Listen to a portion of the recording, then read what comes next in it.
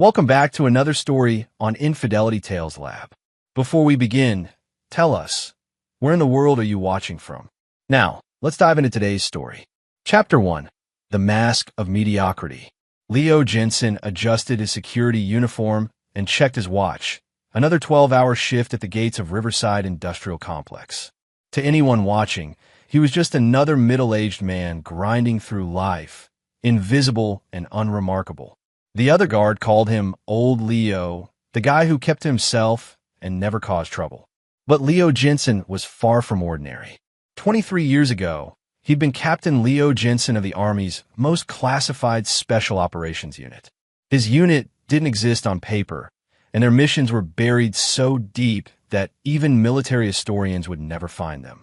When the government needed someone eliminated without a trace, when they needed intelligence extracted from impossible situations, when they needed a ghost who could walk through enemy territory and emerge without a fingerprint left behind, they called Leo's team. The transition to civilian life had been Leo's choice, or so he'd told himself. After Monica Browning had gotten pregnant with Emma, he'd requested reassignment to a desk job, then eventually separation. He wanted to be a father, a husband. He wanted normal. Monica had been a nurse at the military hospital where Leo had been treated after a mission in Eastern Europe went sideways. She was beautiful, caring, and everything he thought he wanted after years of violence and shadows. They'd married quickly, and Emma had arrived 8 months later. For 22 years, Leo had played the role perfectly. The devoted husband who worked security jobs to support his family. The father who attended every school play and soccer game. The man who bit his tongue when Monica made cutting remarks about his lack of ambition in front of her friends. He'd watched his daughter grow into a reflection of her mother, beautiful, entitled, and increasingly contemptuous of the man who'd sacrificed everything for them. Emma had joined the military herself, but as an officer through college ROTC, not through the enlisted ranks like her father had originally. She made sure everyone knew the difference. Leo's phone buzzed. A text from Monica. Emma's engagement party is next week. Try to look presentable for once. Gordon will be there. Gordon Martinez, Monica's friend from the hospital where she now worked as head of nursing. Leo had known about Gordon for 8 months now. Had known about the afternoon meetings at the Riverside Motel.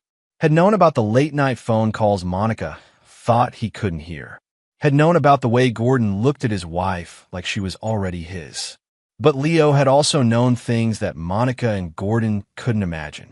He'd known that patience was a weapon. He'd known that the best revenge was served when the target had the most to lose. He'd known that sometimes you had to let people think they were winning before you destroyed them completely. As Leo settled into his security booth, he opened his laptop and began typing an encrypted message to a contact he hadn't spoken to in 15 years. The message was simple.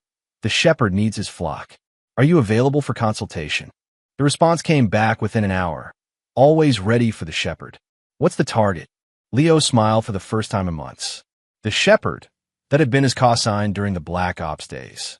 His team had been scattered across the world after their unit was officially disbanded, but the bonds forged in blood and classified missions never truly broke. Two sheep who need to learn about wolves, he typed back. His phone rang. Monica, Leo, don't forget Emma's dress fitting is tomorrow. And please, for once in your life, try not to embarrass us. Gordon is bringing his son. He's a doctor, you know. Unlike some people who peaked in high school. I'll be there, Leo said quietly. And Leo? Emma specifically asked that you not wear that cheap suit. Maybe just this once you can make an effort? The line went dead. Leo looked at his reflection in the dark window of the security booth. Tomorrow would begin the final act of a marriage that had been over for years. And Emma's wedding would be the perfect stage for the curtain to fall. He pulled up another encrypted channel on his laptop and began typing a different kind of message. This one went to a contact in the intelligence community who owed Leo several life debts. Need a background check on Gordon Martinez, age 47, head of cardiology at Riverside General. Also need surveillance assets, 3-person team minimum. Budget is no object. Some masks were worn to hide weakness. Others were worn to hide predators. After 22 years of being underestimated, Leo Jensen was ready to show his family what they'd been living with all along. Chapter 2. The Perfect Facade. The dress fitting took place at Riverside's most expensive bridal boutique. Leo arrived exactly on time, as he always did, wearing the same blue suit he'd worn to every family function for the past 5 years. He watched through the window as Monica and Emma fussed over silk and lace, their laughter carrying through the glass. Gordon Martinez was already inside, holding court like he owned the place. He was handsome in that practiced way that successful men cultivated, silver at his temples, expensive clothes that fit perfectly, and a kind of confident smile that said he'd never been denied anything he wanted. "Dad," Emma called out as Leo entered. "Come look at this dress. Though I suppose you wouldn't understand the difference between silk and polyester." The boutique staff laughed politely. Gordon chuckled and put his arm around Monica's waist, a gesture that Leo noted was becoming increasingly bold in public. "Actually," Leo said quietly, "I can tell the difference. That's Charmeuse silk, probably about 19 mom weight." "Nice choice." Emma blinked in surprise. Monica looked annoyed that Leo had said something informed instead of embarrassing. "How do you—" Emma began. "I pay attention," Leo said simply. Gordon stepped forward, extending his hand. "Gordon Martinez. I don't think we've been properly introduced." Leo shook the man's hand, noting the soft skin of someone who'd never done physical labor, the expensive watch, the way Gordon's eyes never quite met his directly. In Leo's previous life, those were tells that marked someone as either a coward or a predator. Sometimes both. "Leo Jensen, I've heard a lot about you." "All good things, I hope," Gordon said with that practiced smile. "I'm sure they were," Leo replied, which could have meant anything at all. Monica appeared beside them, resplendent in a designer dress that cost more than Leo's monthly salary. "Gordon, you remember how I told you Leo works security? He's a gate guard at the industrial complex." There was that tone again, the one that made sure everyone understood that her husband was beneath them all. Leo had heard it so many times he'd stopped feeling the sting, but he'd never stopped cataloging each instance. "Security work is important," Gordon said with the kind of condescension reserved for children and the mentally impaired. "Someone has to watch the gates, right?" "Someone does," Leo agreed. Emma emerged from the dressing room in her wedding gown, and for a moment, Leo forgot about everything else. She was beautiful, radiant in the way brides were supposed to be. For just an instant, she looked like the little girl who used to fall asleep on his chest while he read her bedtime stories. "Oh, sweetheart," Monica breathed. "You look perfect." "Major Henry is going to lose his mind when he sees you," Gordon added. Emma beamed. "David's picking up his dress uniform today. Can you believe it? I'm going to be a major's wife." "Much better than being married to enlisted," Monica said, shooting a look at Leo. "Officers are a different class of people." Leo said nothing. He'd known plenty of officers during his military career. Some have been excellent leaders. Others have been incompetent cowards who'd hidden behind their rank while better men died following their orders. Rank meant nothing when bullets started flying. But Major David Henry wasn't one of the cowards. Leo had done his research after Emma announced the engagement. Henry had served 2 tours in Afghanistan, had been decorated for valor, and by all accounts was a good man and a good soldier. Leo actually respected his future son-in-law, which made what was coming all the more complicated. "Dad, you're being awfully quiet," Emma said. "Don't you think I look beautiful?" "You look beautiful," Leo said truthfully. "You always do." Something flickered across Emma's face, maybe surprise at the sincerity in his voice. But it was gone quickly, replaced by her usual dismissive expression. "Well, try to remember that when you're standing at the altar," she said. "I don't want you crying or making a scene. This is supposed to be elegant." "I'll remember," Leo said. The boutique owner approached with a tablet, showing Emma pictures of hairstyles. As the women crowded around the screen, Gordon sidled closer to Leo. "You know," Gordon said quietly, "Monica's mentioned that money's been tight for you guys. If you need help with the wedding expenses—" "We're fine," Leo said. "I just want Monica to be happy, you understand? She deserves the best." Leo turned to look at Gordon directly for the first time. "Yes, she does." There was something in Leo's tone that made Gordon take a small step back. For just a second, the cardiologist saw something in the gate guard's eyes that didn't fit the narrative he'd constructed, something that looked almost dangerous. But then Leo looked away, and Gordon convinced himself he'd imagined it. As the afternoon wore on, Leo listened to his family plan a wedding he would pay for, but not be welcomed at. He listened to Gordon offer opinions about flowers and venues, as if he had every right to be involved. He listened to Emma talk about her future while dismissing her past. And he continued to plan. That evening, Leo sat in his car outside the motel, where Monica met Gordon every Tuesday and Thursday. He didn't need to see them together. He had enough evidence to destroy both their careers and reputations. But tonight wasn't about gathering intelligence. Tonight was about understanding his targets completely. Through the window of room 237, he watched his wife of 22 years betray her vows with practiced ease. He watched Gordon treat Monica like a conquest rather than a person. He watched two people who thought they were clever manipulating someone they considered too stupid to notice. They had no idea they were being watched by someone who'd spent years learning to kill without leaving evidence. Leo's phone vibrated. A text from his intelligence contact. Martinez clean on surface. Digging deeper. Surveillance team in position tomorrow. Another text from a different contact.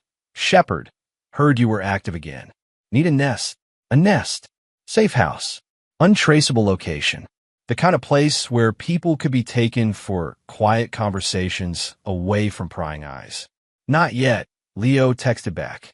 But soon. As Monica and Gordon finished their business inside the motel room, Leo started his car and drove home. He had a wedding to plan for, and everything had to be perfect. After all, you only got one chance to reveal who you really were. Chapter 3. The Wedding Day Revelation. The wedding took place at Riverside's most prestigious country club on a perfect October afternoon. Leo had paid for everything.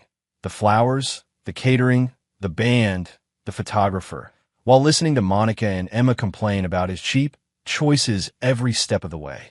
He stood at the altar in his rented tuxedo, watching Emma walk down the aisle on Gordon's arm. Monica had insisted that Gordon give her away, since he's more of a father figure anyway.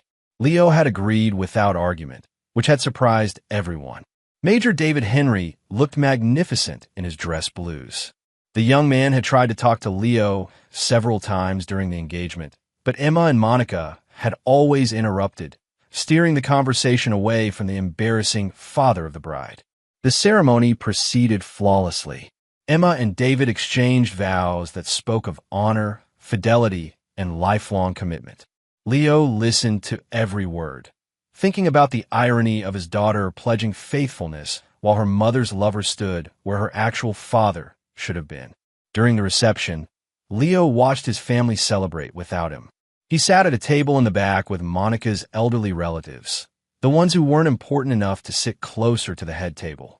Monica held court at the main table with Gordon beside her, both of them glowing with the satisfaction of people who thought they'd gotten away with something.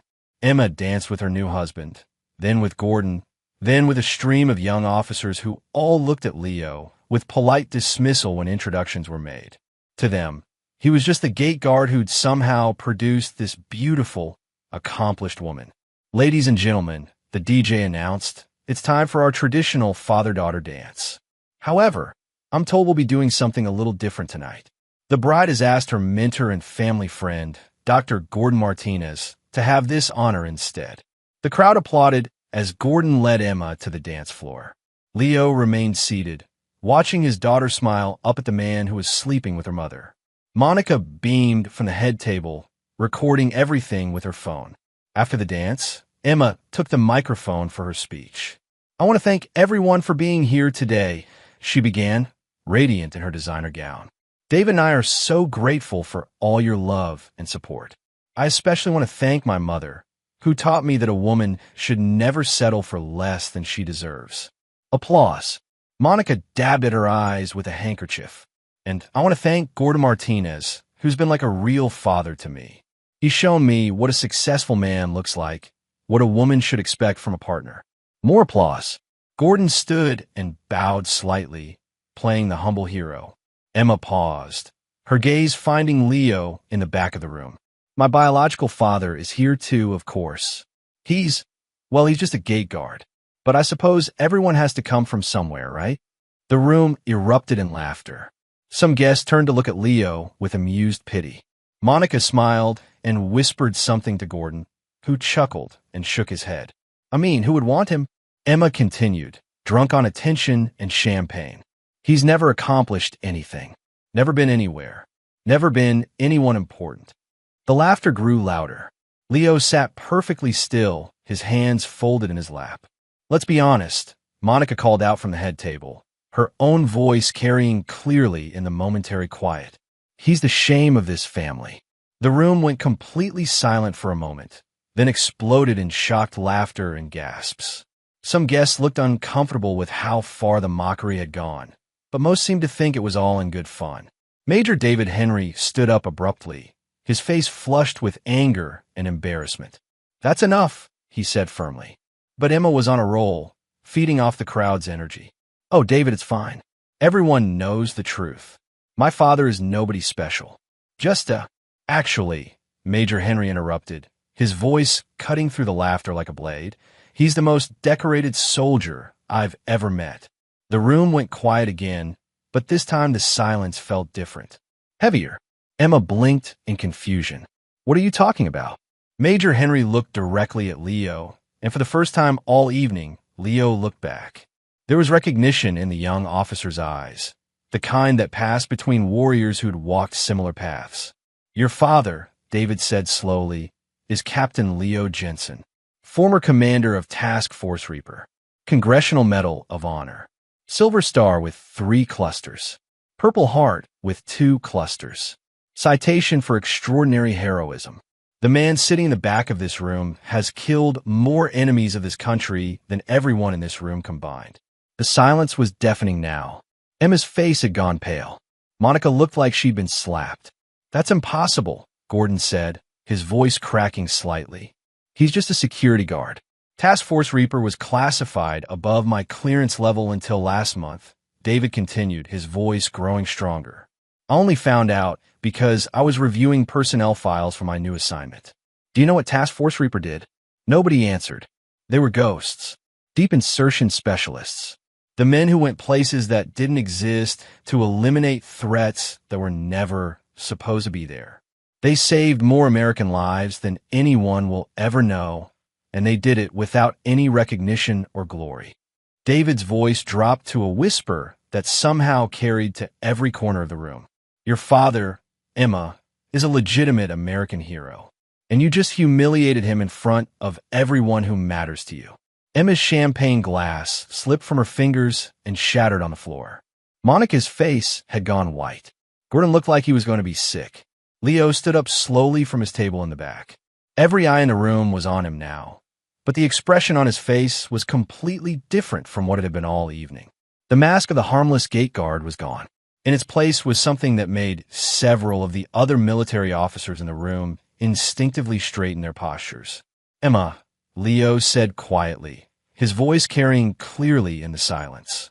Monica, his wife and daughter, both looked at him with expressions of dawning horror. You're right about one thing, Leo continued. I'm nobody special. I'm just a man who spent the last 22 years watching his family grow to hate him for being exactly what they asked him to be. He started walking toward the head table, and people moved out of his way without conscious thought. But you're wrong about something else, he said. You think I don't know about you and Gordon, Monica? You think I don't know about the motel, the lies, the way you've been planning to leave me once Emma was settled? Monica gasped. Gordon had gone completely pale. You think I'm weak, Leo continued, his voice never rising above conversational level. You think I'm stupid. You think I'm harmless.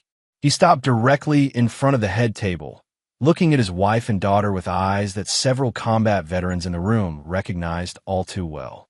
You have no idea what I am, Leo said, but you're about to find out. Emma fainted. Monica grabbed Gordon's arm like she was drowning. Major David Henry stood at attention and saluted the man he now knew had taught him everything about being a soldier without ever saying a word. And Leo Jensen, the real Leo Jensen, smiled for the first time in 22 years. Chapter 4. The Reckoning Begins. The wedding reception collapsed like a house of cards after Emma fainted. Half the guests fled immediately, unable to process the sudden shift from cruel mockery to the revelation that they'd just witnessed a war hero being humiliated by his own family. The other half lingered, drawn by the kind of morbid fascination that attends car crashes and public executions. Leo knelt beside his unconscious daughter, checking her pulse with the efficient movements of someone trained in battlefield medicine. She was fine, just shock and too much champagne. But when Emma's eyes fluttered open and she saw her father's face inches from hers, she screamed. "Get away from me!" she shrieked, scrambling backward. "You're scaring me." Leo stood slowly, and for the first time in years, he didn't try to make himself smaller or less threatening. The man who emerged from behind the gate guard's facade was someone who'd learned to command through presence rather than volume. "David," Leo said quietly, his eyes never leaving Emma's face. "Take your wife home. This conversation is between adults." Major Henry hesitated, torn between protecting his new bride and following the orders of a superior officer. The military hierarchy was deeply ingrained in him, and everything about Leo's bearing screamed command authority. "Sir, with respect, Emma is my wife now. My responsibility." Leo nodded approvingly. "Good answer. But Emma made her choice tonight.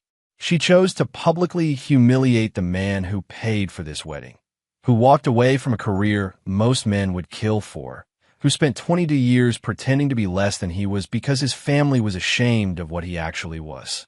Emma struggled to her feet, supported by David. "You lied to us. You made us think you were nobody." "I never lied about anything," Leo replied. "I just stopped correcting your assumptions. When you called me a failure, I didn't argue. When you said I was worthless, I didn't defend myself. When you treated me like I was beneath you, I let you." "Why?" Monica whispered, speaking for the first time since the revelation. Leo turned to look at his wife of 22 years. "Because I loved you, both of you, and I thought that if I could just be what you wanted me to be, you might love me back." The pain in his voice was genuine, and for a moment Monica looked like she might cry. Then Gordon stepped protectively beside her, and Leo's expression hardened again. "But you can't love someone you don't respect," Leo continued. "And you can't respect someone you think is weak. So I became weak for you. I became ordinary for you. I became someone you could dismiss and ignore and eventually betray." "Leo," Monica began. "Don't." The single word cut through her attempt at explanation like a blade. "Don't insult me by pretending this is news to you. I've known about Gordon for 8 months. I've known about the motel, the lies, the plans you've been making for after Emma's wedding." Gordon finally found his voice. "Now, wait a minute."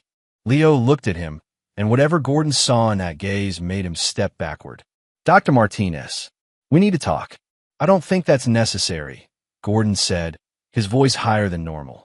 "I wasn't asking." The words were spoken quietly, but there was something in Leo's tone that made it clear this wasn't a request. Several of the remaining guests had phones out, recording everything.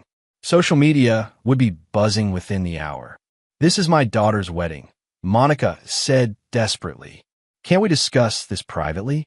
"Your daughter's wedding ended when she decided to humiliate her father for the entertainment of strangers," Leo replied. "What happens now is something else entirely." Emma was crying now, clinging to David's arm. "I didn't know. How was I supposed to know?" "You weren't supposed to know what I'd done," Leo said. "You were supposed to know who I was. But you never bothered to find out, did you? Neither of you ever asked me about my past, my dreams, my experiences. You just decided I was boring and worthless and left it at that." The truth of it hit Emma like a physical blow. She realized that she couldn't remember a single conversation with her father about his life before she was born. She'd never asked because she'd never thought there was anything worth knowing. "I want to go home," she whispered. "This is your home now," Leo said, gesturing to David. "With your husband. The man who actually honored you tonight by defending your father when your own family wouldn't." David straightened. "Sir, I'd like to speak with you privately when this is over. There are questions I have." "I like that," Leo said. "You're a good man, David. Take care of my daughter. She's going to need you in the days ahead." "What's that supposed to mean?" Emma demanded. Leo didn't answer. Instead, he turned to address the remaining wedding guests, his voice carrying the authority of someone accustomed to being obeyed. Ladies and gentlemen, I apologize for the disruption to what should have been a celebration. Those of you who wish to leave should do so now. Those of you who stay will witness something that 22 years of patience has been building toward. Most of the guests fled. Only a handful remained. A few military officers who recognized the steel in Leo's voice, some family members too stunned to move, and Monica's nursing colleagues who'd come to see the loser husband finally get his comeuppance. They were about to see something very different.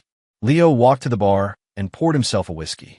He'd been sober for the entire wedding, playing the responsible father figure while his family mocked him. But that performance was over. "Gordon," he said without turning around, "you and I are going to have a conversation. Monica, you can join us or you can leave. But if you leave now, you don't come back." "You can't threaten me," Monica said, but her voice shook. Leo turned around, and the man facing her was someone she'd never seen before. Not the submissive husband who'd tolerated her contempt for years. Not the quiet father who'd accepted his daughter's dismissal. This was the man who'd earned a Congressional Medal of Honor in places that didn't officially exist. "I'm not threatening you," Leo said calmly. "I'm giving you a choice. The last choice you'll get to make about how this ends."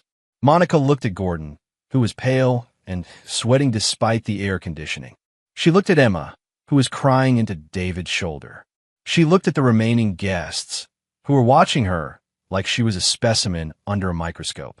And then she looked at her husband, really looked at him for the first time in years, and saw something that made her blood run cold. Leo Jensen was done pretending to be harmless. Chapter 5. The Trap Springs. Monica chose to stay, but not out of loyalty or love. She stayed because something in Leo's voice told her that running would only make things worse. Gordon, however, had no such insight.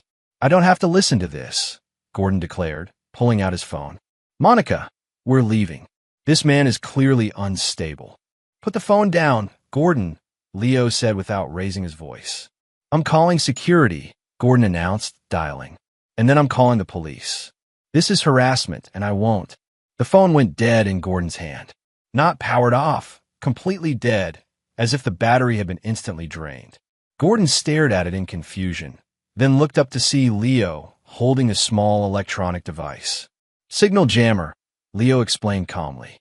"Military grade. Nothing electronic works within a 50-foot radius. No phones, no cameras, no recording devices." Several guests pulled out their phones and discovered the same thing, completely dead. The comfortable assumption that this was just a domestic dispute that they could video and share online evaporated. They were trapped in whatever was about to happen. "That's illegal," Gordon sputtered. "Yes, it is," Leo agreed. "So is adultery in a military community. So is alienation of affection. So is deliberately destroying someone's reputation with false statements." He walked closer to Gordon, who backed up until he hit the wall. "But we're not talking about legality anymore, are we? We're talking about consequences." "Leo, please," Monica said desperately. "Let's just go home and talk about this privately." "We had 22 years to talk privately," Leo replied. "You chose to spend that time with Gordon instead. So now we'll talk publicly." He gestured to the few remaining guests. Emma and David, 3 other military officers, 2 of Monica's nursing colleagues, and the wedding photographer who'd been too stunned to leave. "Ladies and gentlemen, you're about to witness the end of a marriage that should have ended years ago. Monica, would you like to tell everyone when your affair with Gordon started, or should I?" Monica's face went white. We never." 8 months, 2 weeks, and 3 days ago," Leo said matter-of-factly. "Tuesday afternoon at the Riverside Motel. Room 237. You told me you were working a double shift." The precision of his knowledge hit Monica like a slap. "How could you possibly know that?" "Because I followed you, Monica. Because I watched you. Because I documented everything." Leo reached into his jacket and pulled out a tablet. With a few swipes, he projected images onto the wall using a small device that had been hidden in the floral arrangements. The photos were damning. Monica and Gordon entering the motel together, kissing in the parking lot, emerging disheveled hours later. The timestamps showed dozens of meetings over the past 8 months. Emma gasped. Mom, how could you? It's not what it looks like, Monica said desperately. Really? Leo said. Then perhaps Gordon would like to explain what it does look like. Gordon was sweating profusely now. This is a violation of privacy. You can't. I can, Leo said simply. Because unlike you, I actually understand the law. Private investigator's license, issued under my real name and security clearance. Everything I've done is completely legal. You're a private investigator? Emma asked in disbelief. Among other things, Leo replied. What did you think I did for 20 years before I became a worthless gate guard? The pieces were starting to fall into place for Emma. Her father hadn't just been a soldier. He'd been someone who knew how to gather intelligence, how to plan operations, how to eliminate targets. And she was beginning to realize that she and her mother had just been classified as targets. Gordon, Leo continued, advancing on the terrified cardiologist. Would you like to tell Monica about your wife? The blood drained from Gordon's face completely. What wife? The wife you're still married to. The wife who lives in Tampa with your 2 children. The wife who thinks you're at a medical conference this weekend. Monica staggered backward like she'd been hit. What? Dr. Gordon Martinez, Leo announced to the room, is a bigamist. Has been for 3 years. His legal wife, Julia Martinez, filed a missing person report last month when Gordon disappeared for a week. Turns out he was here in Riverside, setting up his new identity. That's impossible, Monica whispered. Leo swiped the tablet again, and new images appeared on the wall.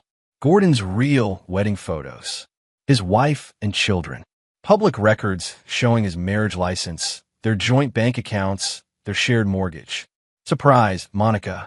The man you've been planning to leave me for is already married to someone else. Congratulations. You're the other woman twice over. Gordon made a desperate lunge for the exit, but found his way blocked by Major Henry, who had moved to the door with military precision. I don't think you're leaving just yet, David said coldly. This is kidnapping. Gordon shouted. No, Leo said calmly. This is a private gathering where everyone is free to leave at any time. But if you try to leave, Gordon, I'll have to make some phone calls. One to your wife in Tampa. One to the medical board about your falsified credentials. One to the FBI about the identity fraud. One to the IRS about the 2 sets of tax returns you've been filing. Gordon sank into a chair, defeated. Ow! How did I find out? Leo smiled. It wasn't a pleasant expression. Gordon, I spent 20 years finding people who didn't want to be found and eliminating threats to national security. Did you really think I couldn't figure out one small-time con artist with delusions of grandeur? Emma was staring at her mother with horror. You were going to leave Dad for this man? For a criminal? I didn't know. Monica cried. No, Leo said sadly. You didn't know because you never bothered to find out. Just like you never bothered to find out who I really was. You saw what you wanted to see and made decisions based on fantasies. He turned to address the room again. Ladies and gentlemen, this concludes the educational portion of our evening. What happens next is more personal. The signal jammer went silent, and phones began working again. The guests who remained were free to leave, and most did, quickly and quietly, understanding that they'd witnessed something far beyond a simple domestic dispute. Only Emma, David, Monica, and Gordon remained. Now, Leo said, pouring himself another whiskey, let's discuss the future. Chapter 6, The Price of Betrayal. With the other guests gone, the country club's grand ballroom felt cavernous and cold. The wedding decorations that had seemed elegant hours earlier now looked like the remnants of a battlefield, which, Leo reflected, was exactly what they were. Emma sat in stunned silence beside David, still wearing her wedding dress, but looking like she'd aged years in the past hour. Monica huddled in a chair across from Gordon, who was slumped in defeat with his head in his hands. The way I see it, Leo began, walking slowly around the table like a predator circling wounded prey. We have several problems to solve tonight. He stopped behind Gordon's chair. First, we have a bigamist who's committed multiple felonies in the pursuit of seducing another man's wife. Gordon flinched, but didn't look up. Second, we have a woman who spent 22 years of marriage building her exit strategy while destroying her husband's relationship with his daughter. Monica's face crumpled. Leo, I never meant. And third, Leo continued, moving to stand behind Emma's chair. We have a daughter who just discovered that everything she thought she knew about her family was a lie. David spoke for the first time since the revelation. Sir, with respect, Emma was raised with the information she had. She couldn't have known what she wasn't told. Leo nodded approvingly. Spoken like a true officer. Protect your people, even when they're wrong. I respect that, David. He returned to the center of the room. But the question remains, what do we do now? Do we all pretend this never happened? Do we go back to our comfortable lies and wait for the next betrayal? What do you want, Leo? Monica asked quietly. What do I want? Leo laughed, but there was no humor in it. 22 years ago, I wanted a family. I wanted someone to come home to who would be proud of what I'd accomplished instead of ashamed of what I'd sacrificed. I wanted a daughter who would know that her father was a man worth respecting. He pulled out his phone, no longer jammed, and scrolled through a series of text messages. But what I want now is justice. What kind of justice? Gordon asked, his voice barely above a whisper. Leo smiled, and it was the most frightening expression anyone in the room had ever seen. The kind that fits the crime. He read from his phone. Message from Julia Martinez, Gordon's actual wife. She's been tracking you through credit card receipts. She knows about the fake medical conference. She knows about the Riverside Motel. And she's driving here tonight with her divorce attorney and a very angry FBI agent who happens to be her brother. Gordon's head snapped up. That's impossible. How would she know? Because I told her, Leo said simply. About an hour ago, right after I sent copies of all your financial records to the medical board and the IRS. You bastard, Gordon snarled, jumping to his feet. The change in Leo was instantaneous. The mild-mannered gate guard vanished completely, replaced by something that made Gordon freeze mid-step. Leo didn't move, didn't raise his voice, didn't make any threatening gesture. But suddenly the air in the room felt dangerous. Sit down, Leo said quietly. Gordon sat. Monica, Leo continued, his voice returning to conversational tones. I've also taken the liberty of informing your nursing supervisor about your extended lunch breaks and suspicious scheduling patterns. Apparently, having an affair on hospital time is grounds for dismissal. Monica gasped. You didn't. My career. Your career is the least of your problems, Leo interrupted. I've also filed for divorce. Papers were served to your sister this afternoon, along with copies of all the evidence. The story will be all over Riverside by tomorrow morning. Dad, Emma said shakily, this is going too far. Leo turned to look at his daughter, and for a moment his expression softened. Is it Emma? Is destroying the people who betrayed me going too far? Tell me, what would be appropriate justice for 22 years of humiliation? Emma had no answer. Here's what's going to happen, Leo announced. Gordon, you're going to walk out that door and drive straight to the police station, where you're going to confess to bigamy, identity fraud, and tax evasion. If you cooperate fully, I'll make sure Julia knows you came clean voluntarily. And if I don't, Gordon asked, then the FBI will arrest you at the airport when you try to run, Leo said matter-of-factly. I've already flagged your passport. There's nowhere you can go that I can't find you. Gordon stared at him in horror. Who are you? I'm the man whose life you tried to steal, Leo replied. The man whose wife you seduced with lies and false promises. The man whose family you helped destroy. He turned to Monica. You have a choice. You can contest the divorce and spend the next 2 years having every detail of your affair broadcast in court proceedings, or you can sign the papers quietly and disappear with whatever dignity you have left. Where am I supposed to go? Monica whispered. Anywhere but here, Leo said coldly. You burned this bridge tonight, Monica. There's no going back. Emma finally found her voice. And what about me? What about your daughter? Leo's expression grew infinitely sad. What about you, Emma? You made it clear tonight that you're ashamed of me, that you think I'm worthless, that you wish Gordon was your father instead of me. I didn't mean. Yes, you did, Leo interrupted gently. And that's your right. You're an adult, a married woman, an officer in the United States Army. You don't need a father you're embarrassed by. Tears streamed down Emma's face. I'm sorry. I didn't know. If I had known. If you had known what? That I was worth respecting? That I had accomplished things? That I had sacrificed everything I was for your happiness? Leo shook his head. Emma, I didn't need you to know what I'd done. I needed you to love me for who I was. And you couldn't do that. David stood up suddenly. Sir, with all due respect, Emma is my wife now. Whatever happens between you and her mother, she shouldn't be punished for mistakes she made based on incomplete information. Leo studied the young officer for a long moment. What are you suggesting, Major? I'm suggesting that Emma deserves a chance to know her real father, to build a relationship based on truth instead of assumptions. And if she doesn't want that chance, David looked at Emma, who was crying silently. Then that's her loss. But she should have the opportunity to choose. Leo nodded slowly. Very well. Emma, you have a choice. You can come with Monica and Gordon into whatever exile they've chosen for themselves. Or you can stay and learn who your father really is. Emma looked at her mother, then at Gordon, then at her new husband. Finally, she looked at Leo with eyes that saw him clearly for the first time in years. I choose you, she whispered. I choose my real father. For the first time all evening, Leo's smile was genuine. Then we'll start over. All of us. But first, he turned back to Gordon and Monica. You have 10 minutes to leave this building before Julia Martinez arrives with the FBI. I suggest you use that time wisely. As Gordon and Monica fled into the night, Leo looked around the ruined wedding reception and felt something he hadn't experienced in 22 years. Peace. Chapter 7. The Hunter Emerges.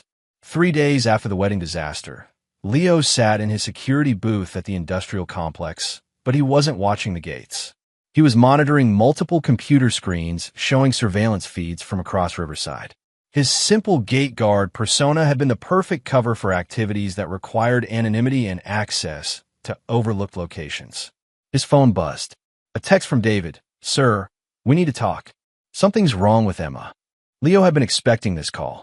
The psychological aftermath of having your entire worldview shattered didn't resolve itself in 3 days. He'd seen it in soldiers who discovered their commanders had been lying to them, in civilians who learned their governments had betrayed them. Where? Leo texted back. Our apartment. Emma won't leave the bedroom. Leo closed down his monitors and locked the security booth. His replacement wouldn't arrive for 6 hours, but that was someone else's problem now. He'd already submitted his resignation, effective immediately. 20 minutes later, Leo stood outside David and Emma's apartment. When David opened the door, Leo was struck by how much the young officer had aged in just 3 days. The confident soldier who'd stood up at the wedding reception looked exhausted and defeated. She won't eat, David said without preamble. Won't talk. Just stares at the wall and cries. I don't know how to help her. Leo nodded. Post-traumatic stress. She's processing the collapse of everything she thought was real. Where is she? Bedroom. She won't see anyone. I've tried calling in sick for her, but she's supposed to report to her new assignment next week. Leo walked through the apartment, noting the wedding gifts still in boxes, the flowers already wilting. It looked like a life interrupted, which was exactly what it was. He knocked on the bedroom door. Emma, it's your father. Go away, came the muffled reply. I'm coming in. Leo opened the door to find Emma curled up on the bed in pajamas, surrounded by tissues and looking like she hadn't slept since the wedding. She looked up at him with red, swollen eyes. I ruined everything, she whispered. Leo sat on the edge of the bed, and for the first time in years, Emma didn't flinch away from him. No, you didn't. You made mistakes based on information you were given by people you trusted. I humiliated you in front of everyone. I called you worthless. I said nobody would want you. Yes, you did. Emma flinched at his blunt confirmation. How can you forgive me? Because you're my daughter, Leo said simply. And because I understand how it happened. Your mother spent 22 years teaching you that I was a failure, that I was something to be ashamed of. You believed what you were told by the person who was supposed to protect you. But I should have known better. I should have asked. I should have. Should have what? Interrogated your own mother about whether she was lying to you about your father. Leo shook his head. Emma, you were a child when this started. Children believe what their parents tell them. And then you became an adult, and the patterns were already set. Emma sat up slowly. Tell me about Task Force Reaper. Leo was quiet for a long moment. Most of it is still classified. What I can tell you is that we went places where American soldiers weren't supposed to be and did things that never officially happened. Did you kill people? Yes. A lot of people. Enough. Emma studied her father's face. Do you regret it? I regret the necessity of it, Leo said carefully. But no, I don't regret protecting my country and my fellow soldiers. I don't regret stopping people who would have killed innocent Americans if they'd been allowed to succeed. Why did you leave? Why didn't you stay in the military? Leo smiled sadly. Because your mother was pregnant, and I wanted to be a father more than I wanted to be a soldier. I thought I could have both, but the military doesn't work that way. Not for special operations. So you gave it all up. For us. For the family I thought we could be. Emma was crying again, but this time it wasn't from self-pity. I wasted it. I wasted your sacrifice. I threw it away because I was ashamed of you. No, Leo said firmly. You didn't waste anything. You became an officer. You married a good man. You built a life. The fact that you didn't appreciate where you came from doesn't diminish what you accomplished. But I hurt you. For years, I hurt you. Leo reached out and took his daughter's hand. Emma, do you want to know the truth? It did hurt. Every dismissive comment, every eye roll, every time you acted embarrassed to be my daughter, it cut deep. But it never made me stop loving you. Ow! Because love isn't conditional on being appreciated. Love is choosing to care about someone even when they don't care about you back. Emma squeezed his hand. I want to know you. The real you. I want to understand who my father actually is. That's going to take time, and it's going to be difficult. The man I really am isn't the gentle, harmless person you grew up with. I'm harder than that. More dangerous than that. Show me, Emma said. Leo studied her face. Are you sure? Once you see who I really am, you can't unsee it. I'm sure. Leo stood up. Get dressed. Combat fatigues if you have them. We're going to the range. An hour later, Leo and Emma stood at a private shooting range 30 miles outside Riverside. Leo had changed out of his security uniform and into black tactical gear that made him look like a completely different person. Emma watched in amazement as her father assembled a sniper rifle with the fluid efficiency of someone who'd done it thousands of times. His hands moved without conscious thought, muscle memory guiding each motion. Remington 700, Leo said as he worked. Modified for long-range precision. Not military issue, but close enough. How far can you shoot with that? Accurately? About 1,000 yards in good conditions. Emma swallowed hard. Have you ever with people? Yes. Leo finished assembling the rifle and handed Emma a smaller weapon, a standard military sidearm. Let's see what you remember from officer training.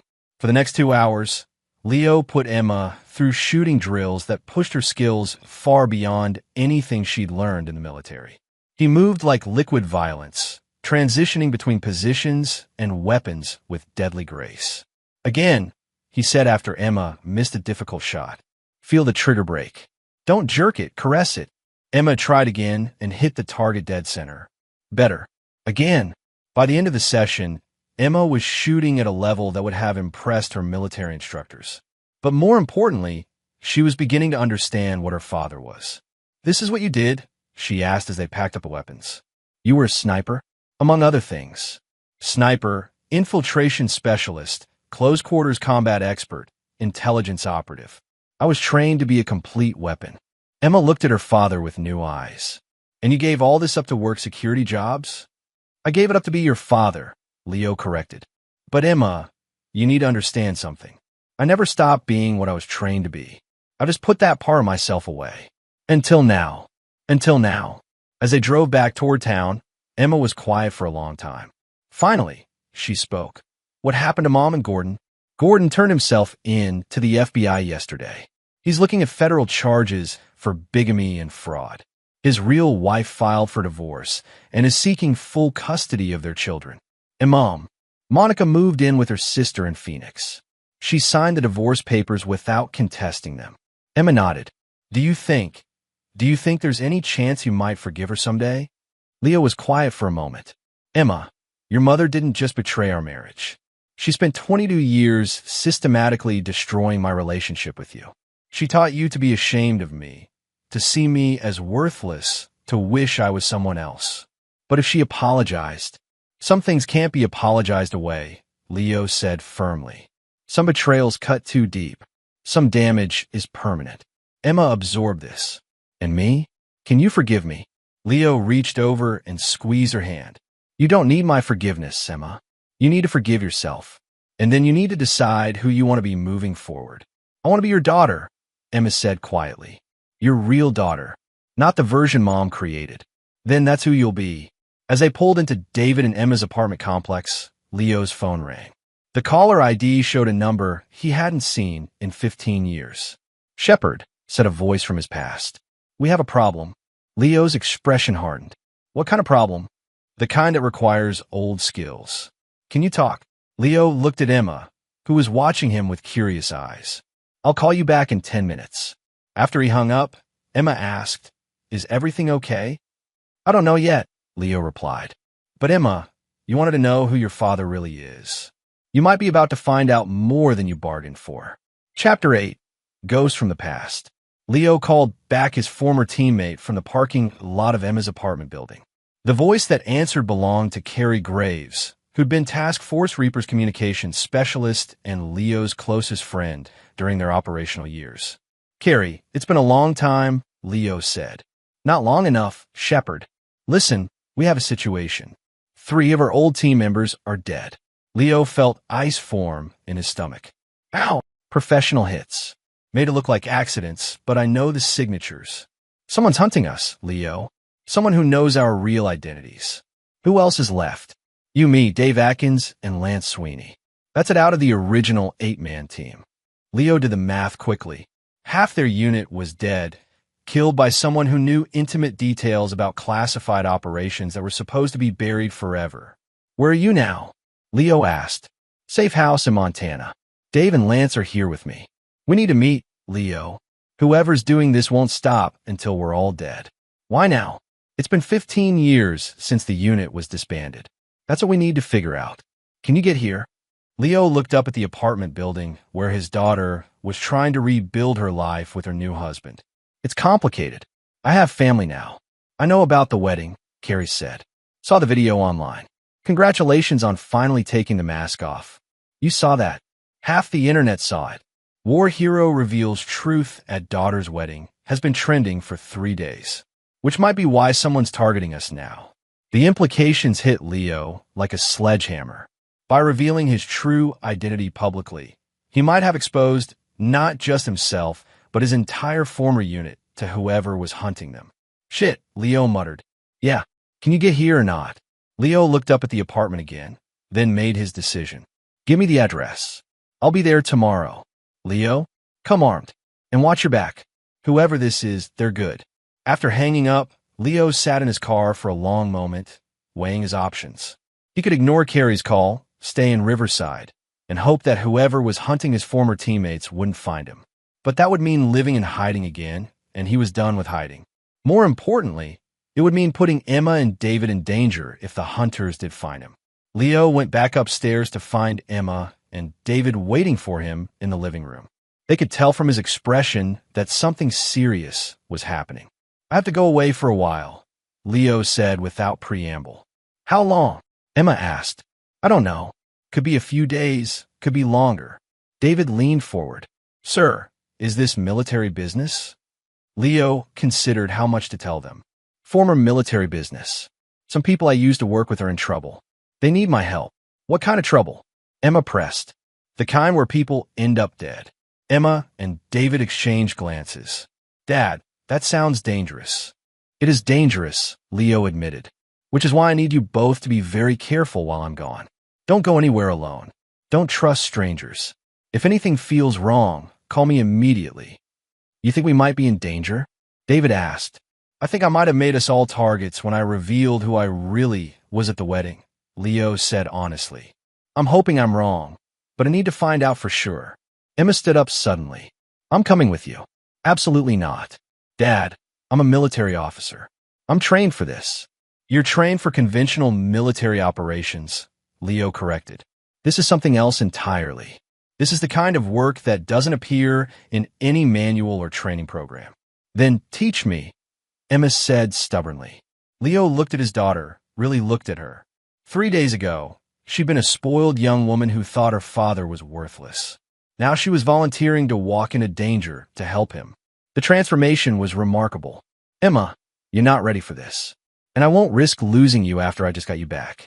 And I won't risk losing you after I just found out who you really are. Emma shot back. David cleared his throat. Sir, if I may suggest a compromise, what if Emma and I relocated temporarily while you handle this situation? Somewhere secure, out of the way, but where we could provide backup if needed. Leo considered this. It would get them out of immediate danger while keeping them close enough to help if things went badly. There's a safe house about 50 miles from where I need to go, he said finally. Military-grade security, completely off the grid. You could stay there while I deal with this. And if you need us? Emma asked. I'll call. Within hours, Leo had made arrangements for Emma and David to be transported to a secure facility in Montana while he drove separately to meet with his surviving teammates. As he packed his gear, weapons and equipment he hadn't touched in years, Leo felt the familiar surge of adrenaline that came with preparing for combat. The gate guard was gone forever. The man who emerged from that chrysalis was someone far more dangerous. Leo's phone buzzed with a text from an unknown number. We know who you are now, Shepard. We know where you live. We know about your family. Come alone, or they die too. Leo stared at the message for a long moment, then typed back. Who is this? The response came immediately. Someone you should have killed when you had a chance. Leo's blood ran cold. The message could only mean one thing. Someone from his past operations had survived. Someone who'd spent years planning revenge against the team that had destroyed their organization. He quickly called Carrie back. Change of plans. I'm being hunted too. Someone just threatened my family. Jesus, Leo. Any idea who? Someone we left alive who shouldn't have been left alive. That's a long list. Yeah, but whoever it is, they just made a mistake. What mistake? Leo checked his weapons one final time, his voice dropping to the deadly calm tone that his enemies had learned to fear. They threatened my daughter. Chapter 9. The Shepherd's Return. The Montana safe house was a fortress disguised as a hunting lodge, built into the side of a mountain with sight lines for miles in every direction. Leo arrived after a 15-hour drive to find Carrie Graves, Dave Atkins, and Lance Sweeney waiting for him with enough weapons to equip a small army. Shepard, Carrie said, embracing his former commander. Good to see you, even under these circumstances. Leo looked around at his surviving teammates. They'd all changed in the 15 years since Task Force Reaper disbanded, but the essential core of each man remained. These were people he'd trusted with his life in the world's most dangerous places. Bring me up to speed, Leo said. Dave Atkins, their former explosives expert, pulled out a tablet showing surveillance footage. Marcus Webb, killed in a car accident in Denver 3 weeks ago. Brake lines cut, but the local police wrote it off as mechanical failure. Owen Compton, heart attack in his sleep in Chicago 2 weeks ago, Lance added. Except the coroner found microscopic puncture wounds consistent with poison injection. And Kirk Bruce, hiking accident in Colorado last week, Carrie finished. Fell off a cliff that he'd climbed dozens of times before. No witnesses, no explanation. Leo studied the photos of his dead teammates. Professional work. Whoever's doing this knows our capabilities and our weaknesses. There's more, Carrie said grimly. Each of them received the same message before they died. Same as the one you got about your family. Someone we should have killed when we had the chance, Leo repeated. Any ideas? Too many, Dave said.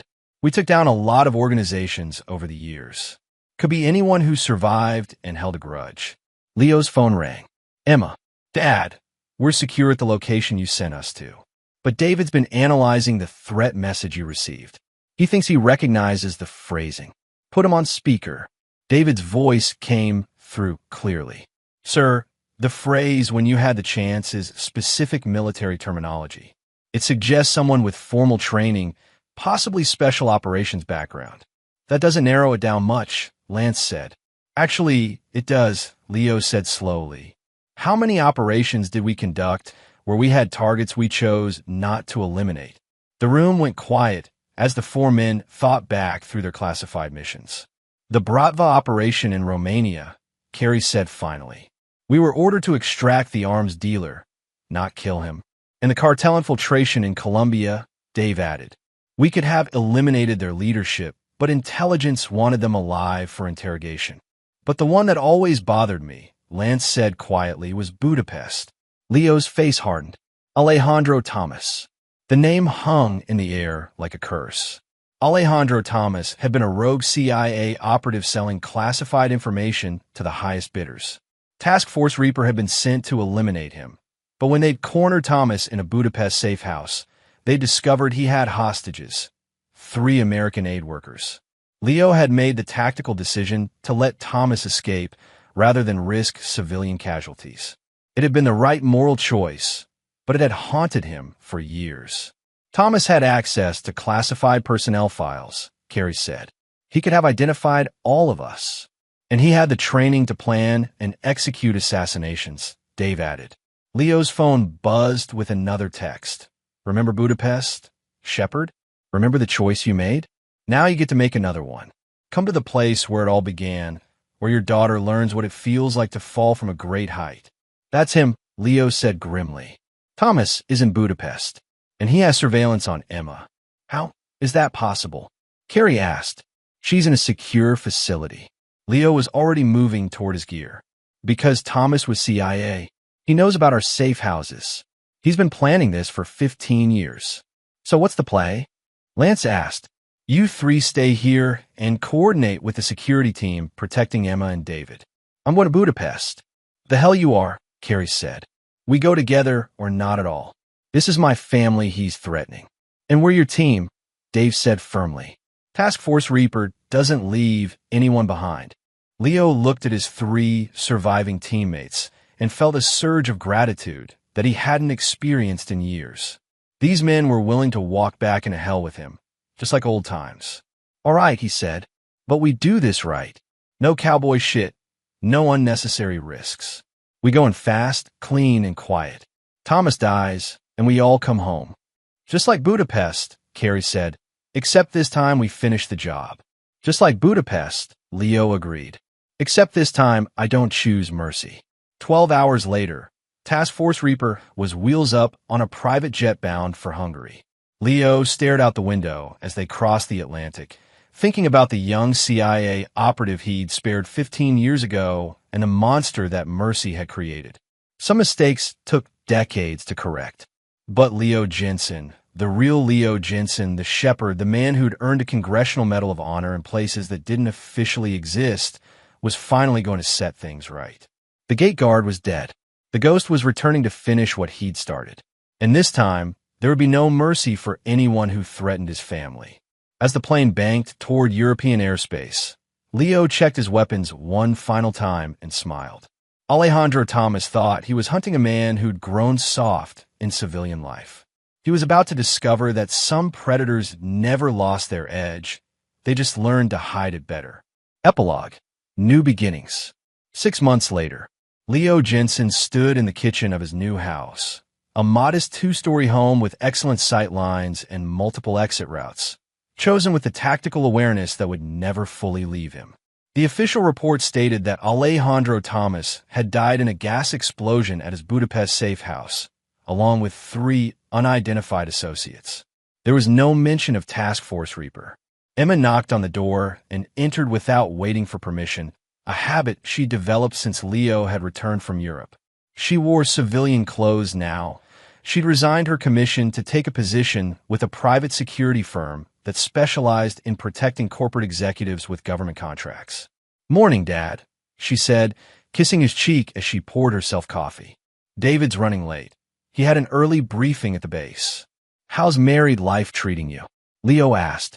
"Better now that I'm not ashamed of my father," Emma replied with a smile. "David says he's learned more about real tactics from our weekend training sessions than he did in 4 years of officer training." Leo nodded approvingly. Over the past 6 months, he'd been teaching Emma and David skills that weren't covered in any military manual. They'd both proven to be excellent students. "Speaking of training," Emma said, Carey called. "He wants to know if you're interested in that consulting contract." After Budapest, Leo's former teammates had started a private military consulting firm. They offered services to governments and corporations that needed problems solved quietly and efficiently. It was lucrative work, though not always legal. I'm considering it, Leo said, but only on a part-time basis. I want to be available for my family. Emma smiled. Your real family. My real family. The divorce for Monica had been finalized 3 months earlier. She'd taken nothing except her personal belongings and had disappeared into her new life in Phoenix. Leo had heard through mutual acquaintances that she was working at a small clinic and living alone in a studio apartment. He felt no satisfaction in her downfall, but he felt no sympathy either. Gorda Martinez had been sentenced to 8 years in federal prison for bigamy, fraud, and identity theft. His actual wife had moved to another state with their children and changed their names. Leo never thought about Gordon at all. Dad, Emma said carefully, there's something I want to ask you. Ask. Do you ever regret it? Giving up your military career to try to be a normal father? Leo considered the question seriously. I regret the years we lost.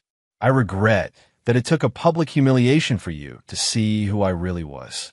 But I don't regret trying to give you a normal childhood. Even though it didn't work. It did work, Emma. You became a strong, intelligent, capable woman. The fact that you were ungrateful for a while doesn't diminish what you accomplished. Emma was quiet for a moment. I love you, Dad. The real you. I love you too. Leo's phone buzzed. A text from Carrie. New contract. High-value target in Eastern Europe. Interested, Leo looked at his daughter, who was reading the message over his shoulder. What do you think? He asked. I think, Emma said slowly, that the world needs people like you. People who can do the things that others can't or won't do. Even if those things are illegal. Especially if they're illegal, Emma said firmly. Some problems can't be solved through official channels. Leo smiled and typed back to Carrie. Send me the details. As Emma headed out to meet David for lunch, Leo walked to his study and opened a secure filing cabinet. Inside were mementos from his years with Task Force Reaper, photos, commendations, and mission reports that officially didn't exist. But at the front of the collection was something new, a photo from Emma's second wedding reception. Not the elaborate country club disaster, but the small, intimate ceremony she and David had held after returning from Montana. In the photo, Emma was dancing with her father while David watched with obvious approval. She was smiling genuinely, proudly, as she introduced Leo to her military friends as my father